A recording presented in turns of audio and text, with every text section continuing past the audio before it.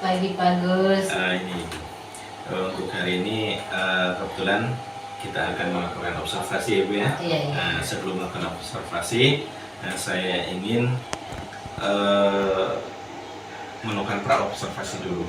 Nah, di antaranya saya ingin menanyakan kesiapan Ibu terkait dengan yang akan kita observasi, yaitu materinya.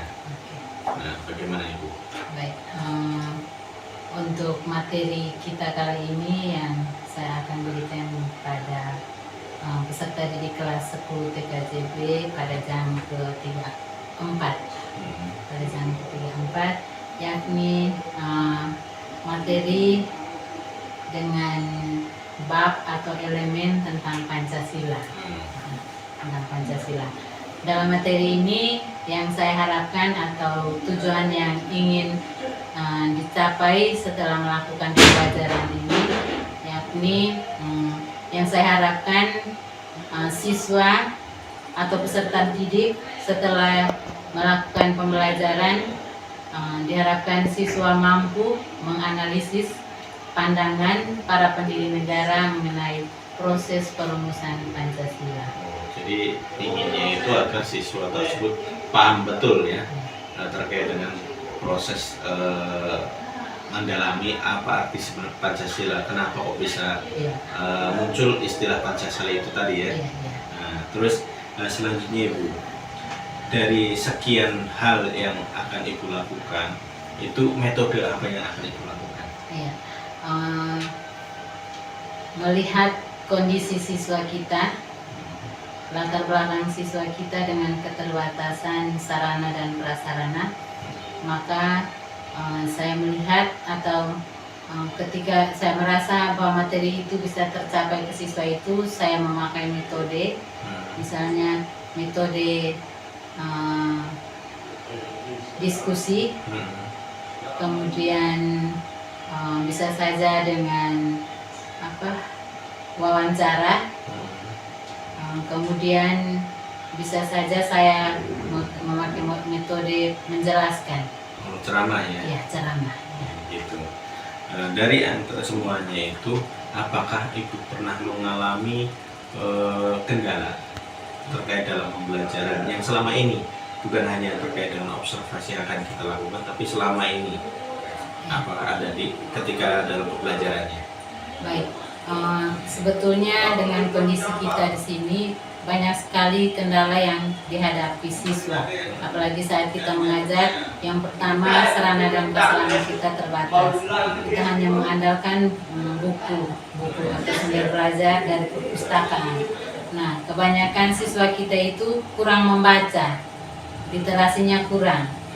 Maka dari situ yang seharusnya kita hanya memfasilitasi siswa dalam belajar, tetapi malah terbalik, kita sebaliknya berperan lebih aktif dari siswa untuk berusaha menjelaskan sehingga siswa bisa memahami materi yang akan kita berikan.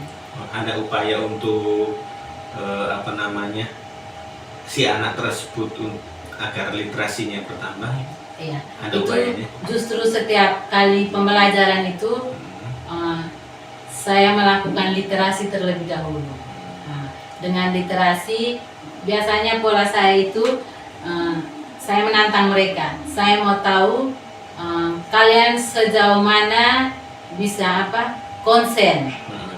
Jadi saya tidak langsung menunjukkan kamu baca atau ini. Misalnya orang pertama membaca, maka yang lain itu siap-siap untuk sementara melihat, kemudian ikut membaca. Membaca bergilir berarti? Berarti membaca, ya benar, membaca bergilir, sehingga ketika saya menunjukkan si A di bagian depan, siap-siap yang lain itu siap-siap, karena ketika saya menunjukkan lalu dia tahu, berarti saya tahu bahwa dia ini punya konsentrasi tidak ada, kemauan untuk berliterasi juga tidak ada. Begitu. Nah, terus di antara skala ini 1 sampai 10, Ibu di bagian mana itu ketika melakukan hal tersebut?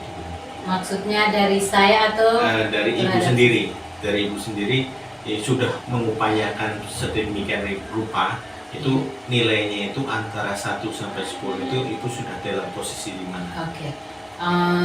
Kalau melihat dari itu rentangannya misalnya 1 sampai 10, maka pada posisi ini 6.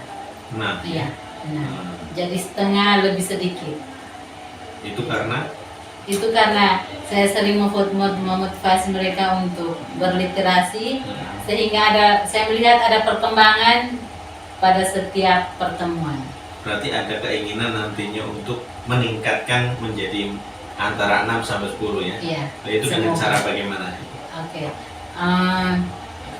Kalau untuk meningkatkan itu minimal saya berusaha agar misalnya setelah selesai pembelajaran saya bisa menantang mereka pulang lanjutkan, misalnya saya dengan pola kamu foto saja karena kita punya literasi buku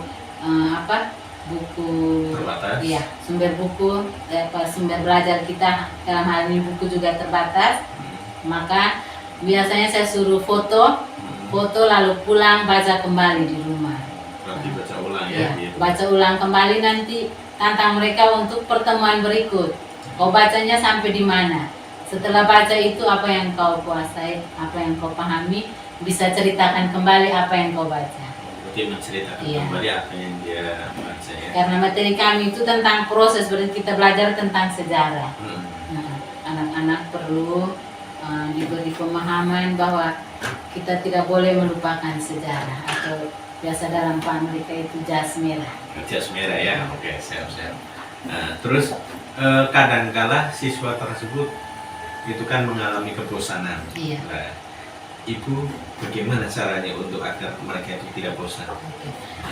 Kadang tidak terus-terus, tetapi ketika melihat siswa bosan, sering karena materi kami tentang Pancasila, maka saya bisa saja menyuruh mereka untuk bernyanyi sambil tepuk tangan. Kalau biasanya itu saya suruh mereka menyanyi lagu Profil Pelajar Pancasila. Ya. Hafal ya Ibu ya? Hafal. Luar biasa. Ya. Jadi pelajar Pancasila itu harus beriman dan bertakwa terhadap Tuhan Yang Maha Esa serta berakhlak mulia. Ya. Kemudian bergotong royong, kreatif, Berpikir kritis. ya berpikir kritis, global, Kebiasaan. global. Global. Iya. Terus Kewirausahaan. kewirausahaan. Iya. Nah, itu ada 6, kalau kita SMK ada 7 ya. Iya. Tambah satu lagi apa itu Pak? Oke, kita lanjut nanti. Nanti dipotong. Oke, potong saja itu bagian itu. Nah, terus selanjutnya Ibu, di antara sekian strategi yang akan Ibu lakukan, berarti kan Ibu sudah menyiapkan semuanya toh. Iya.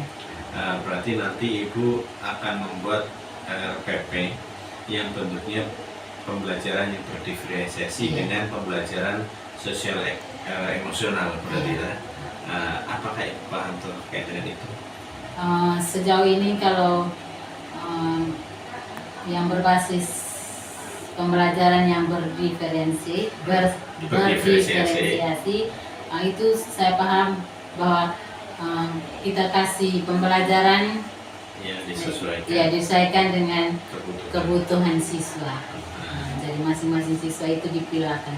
Kalau siswa ini sudah sedikit baik, kita memberikan materi kepada mereka dalam bentuk yang seperti apa, itu kita promosi.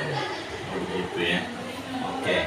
Jadi kita bisa menyimpulkan semua yang sudah kita bicarakan tadi. Bisa Ibu menyimpulkan terkait dengan tadi strategi yang akan Ibu lakukan dan sebagainya itu. Oke, baik. Kesimpulan terakhirnya bahwa minimal situasi dan kondisi kita saat ini, sekolah kita seperti apa, kita sudah sedia tahu. Maka minimal kita berusaha untuk membuat pembelajaran itu menyenangkan siswa. Lalu minimal kita bisa membuat sesuatu itu untuk berpihak pada murid atau peserta didik, bukan kita sebagai fasilitator berperan secara memang kita aktif, tetapi sekali-sekali kita beri kesempatan untuk siswa untuk mencari tahu sesuatu. Luar biasa sekali Ibu ya, sangat menginspirasi Ibu terkait dengan hal itu. Berarti dari kesimpulan tersebut bahwa Ibu itu sudah mulai mempraktekkan pembelajaran berdiferensiasi yang pertama, yang kedua itu terkait dengan yang tadi Ibu sampaikan bahwa setiap pembelajaran yang kita lakukan itu selalu berkaitan dengan disesuaikan dengan kebutuhan anak itu peserta didik, yang dimana itu terbagi menjadi 3 ya, auditori, kinestik dan psikomotorik ya. Nah itu di antara 3 itu, jadi disesuaikan dengan gaya belajar mereka. Ya. Disesuaikan dengan anak. Oke, terima kasih sekali Ibu untuk pagi ini. Nanti kita akan masuk ke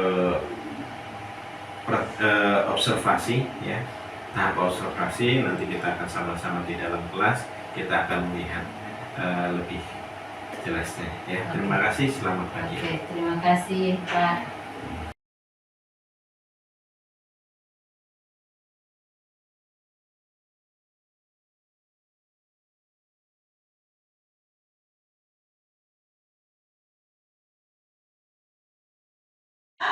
Masih, coba satu orang ngomong salah satu kesepakatannya.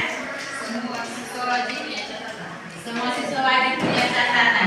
Berikut, Gino, keyakinan kelas yang berikut apa? Iya, menyelesaikan tugas tepat waktu. Berikut, keyakinan kelas yang berikut. Iya. Lebih dari 3 kali absen maka tidak diperkenankan lagi masuk dalam kegiatan belajar mengajar khususnya mapel PKN. Satu lagi kesepakatannya. Lebih dari 3 kali absen maka kalau ada ulangan, MIT atau PTS bahkan ujian lagi di semester kalian tidak disertai. Ini sudah berlaku untuk kamu kata yang sudah naik kelas 11 ya. Jadi 4 poin itu khusus untuk mapel PKN yang harus kita sepakati bersama kali lalu, dan semoga kita jalankan sesuai dengan apa yang kita rencanakan ya. Baik, tadi Ibu sudah jelaskan tujuan pembelajaran yang akan kita capai atau TP yang harus kita capai, atau paling tidak setelah materi bab tentang Pancasila ini, maka paling tidak kita bisa menjelaskan Pancasila sebagai dasar negara. Kalau bisa menjelaskan proses perumusan Pancasila sebagai dasar negara. Masih ingat TP yang kedua apa? Tujuan pembelajaran kita yang kedua tentang apa?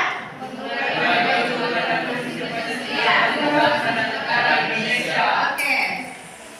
Yang poin pertama, merumuskan Pancasila, yang mana pada saat dahulu dirumuskan oleh para pendiri negara, yakni 3 tokoh ya. 3 tokoh, yakni ada Muhammad Yamin, Supomo dengan siapa? Iya, Soekarno. Kemudian TP yang kedua atau tujuan pembelajaran kita yang kedua itu menganalisis tentang kedudukan Pancasila itu sendiri ya, dasar negara. Dari poin yang pertama itu kita menganalisis pandangan para pendiri negara mengenai urusan Pancasila ya. Rumusan dasar negara Indonesia itu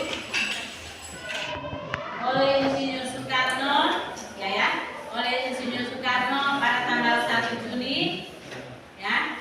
Pada tanggal 1 Juni dia menyimpulkan usul dan saran ya, usul dan saran dari semua anggota BPU PKI yang ada. Lalu Ibu sudah jelaskan bagaimana para pendiri negara kita terdahulu di tahun 1940-an itu mempersiapkan kemerdekaan Indonesia ya. Yang mana saat mereka mempersiapkan kemerdekaan itu, mereka membentuk sebuah badan yang dikenal dengan badan apa? Badan apa? Lalu ada atau tidak? Badan tidak ada. Badan apa? Mereka membentuk salah satu badan yang dikenal BPU PKI. Badan penyelidik usaha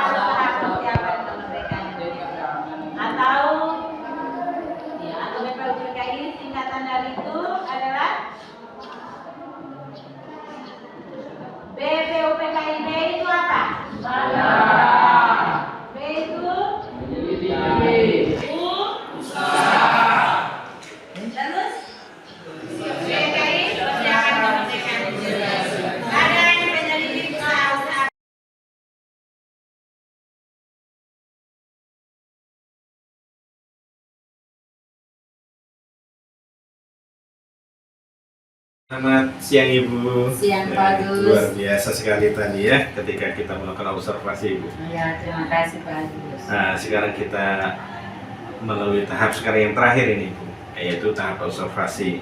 Nah, bisa Ibu ceritakan terkait dengan refleksi yang Ibu lakukan ketika melakukan pembelajaran tadi Ibu. Baik, jadi setelah melakukan proses pembelajaran di kelas tadi, yang menarik bagi saya yakni ketika saya memaparkan materi, siswa dengan aktif merespon. Intinya ada umpan balik. Ya, umpan balik atau respon itu berjalan baik. Sangat luar biasa Ibu ya.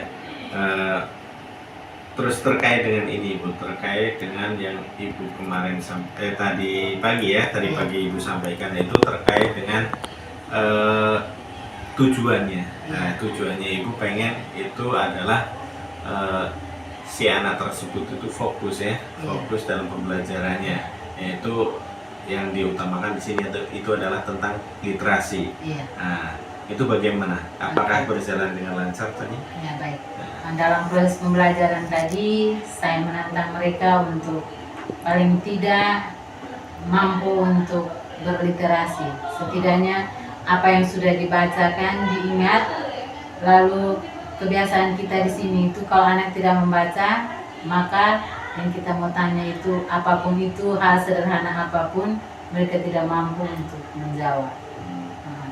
Maka itu harapan dari saya yang materi atau tujuan pembelajaran. Tujuan pembelajaran saya atau tujuan pembelajaran kami tadi tentang setelah mempelajari materi ini, yang saya harapkan adalah siswa mampu menganalisis pandangan pendiri negara terkait proses perumusan Pancasila. Yang saya harapkan itu bahwa paling tidak mereka mampu untuk memahami semuanya. Berarti tadi itu terkait dengan pemahaman mereka itu sudah bisa ya, sudah bisa dianggap sudah mencapai dari tujuannya Ibu. Oke. Nah, terus selanjutnya nih Ibu, rencana tidak lanjutnya, yang tidak lanjut berikutnya ketika ini kan tadi tujuannya sudah tujuannya sudah dianggap sudah tercapai dengan adanya beberapa indikator itu yang sudah Ibu inginkan. Sedangkan rencana tidak lanjutnya akan Ibu lakukan, itu bagaimana? Baik, soal literasi sudah kami jalankan. Kedepannya yang saya harapkan bahwa siswa setelah berliterasi dia mampu menguasai materi yang sudah kami pelajari. Nah, terus yang untuk kedepannya lagi apa yang mau Ibu kembangkan lagi? Terkait dengan siswanya. Kan tadi kan terkait dengan literasi. Nah, kedepannya itu mau apa? Ya, baik. Ketika siswa sudah punya literasi yang baik, bisa membaca dengan lancar, minimal dalam proses pembelajaran berikutnya paling tidak dia mampu untuk bisa menyampaikan pendapatnya, atau bahkan intinya dia bisa mengidentifikasi atau membedakan. Misalnya dalam materi kami itu ada menganalisis proses Pancasila, dia bisa lebih naik tingkat sedikit lagi, dia bisa menjelaskan fungsi dan kedudukan dari Pancasila itu sendiri. Ukuran keberhasilannya kalau misalnya nanti dijalankan dan berapa lama? Itu tujuan yang pertama yang kami pelajari. Tujuan yang kedua tadi, tujuan pembelajaran yang kedua tadi, bahwa setelah selesai tujuan pembelajaran pertama maka dia masuk pada menjelaskan fungsi dan kedudukan daripada Pancasila itu. Ya, minimal dalam 2 pertemuan itu materi kami bisa selesaikan, dan yang saya harapkan misalnya ada ulangan mereka bisa menjawab apa yang sudah saya berikan. Berarti nilainya itu bisa di atas rata-rata begitu ya? Di atas KKM. Kalau di pembelajaran pada materi Pancasila, sebelum kami masuk pada materinya, saya biasanya itu ada tes formatif. Oh, begitu. Nah, tes formatif itu menguji kemampuan awal siswa. Jadi sebelum saya memberikan materi itu kemampuannya sejauh mana. Nah, itu ada nilainya memang itu. Nanti setelah satu atau dua tujuan pembelajaran itu selesai, kami melakukan tes sumatif. Oh, begitu. Nah, tes sumatif. Nah, di situ dengan sendirinya kita bisa tahu kemampuan awal siswa dan kemampuan akhir siswa setelah menyelesaikan Pembelajaran. Nah, terus terkait dengan dukungan ini, apakah ada dukungan atau kolaborasi dengan rekan sejawat lain ataupun atasan? Iya, sejauh ini dukungan teman sejawat, misalnya setelah melakukan pembelajaran kita bisa saling berbagi, berdiskusi dengan teman, masukan dari teman itu bisa untuk meningkatkan proses pembelajaran kita. Gitu ya. Berarti ada kolaborasi dengan rekan sejawat ya, Iya. maupun dukungan dari pimpinan ya. Iya. Nah, terus ini yang terakhir ini terkait dengan setelah kita melakukan ini namanya coaching ini. Iya. Ya, itu bagaimana perasaannya? Sangat senang, bangga, bahagia bisa berbagi dengan Pak. Dan apakah nanti kegiatan yang Ibu lakukan ini bisa melakukan praktek baik dengan rekan sejawat lain? Nah, setelah ini diusahakan untuk bisa berbagi sehingga sama-sama kita rekan sejawat bisa mengembangkan kompetensi kita selama. Berarti nanti kedepannya akan melakukan praktek baik ya dengan teman-teman yang lain.